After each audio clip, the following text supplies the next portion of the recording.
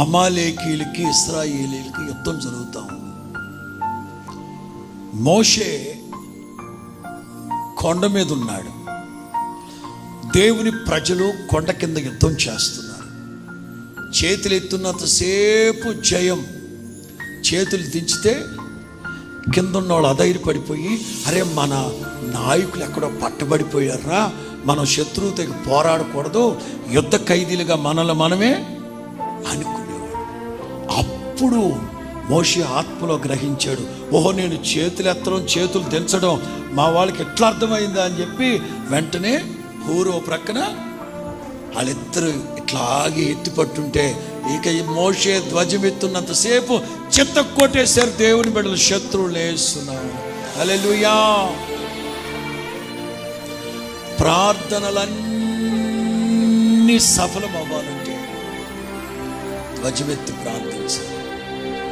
చేతులు ఎత్తడం అంటేనే జయ సంకేతం, నమ్మకం, విశ్వాసం. ఇక మీద ప్రార్థన చేసేటప్పుడు ధ్వజమెత్తి చేసే ప్రార్థన నికరంగా చేసే ప్రార్థనగా ధ్వజమెత్తి ధైర్యంగా పిడికిలు బిగించి ప్రభు సన్నిధిలో చేద్దాం.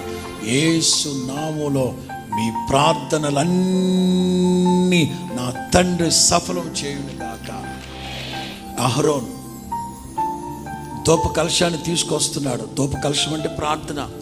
అప్పటికే తెగులు వచ్చి సగం మంది చచ్చిపోయారు. శవాలను దాటుకుంటూ వచ్చేటప్పుడు ఇంక మనం చేసి ప్రయోజనం ఏముందని అధైర్యపడ్డా. భయంకరమైన అల్లకల్లోలమైన పరిస్థితులు ఉంటాయి.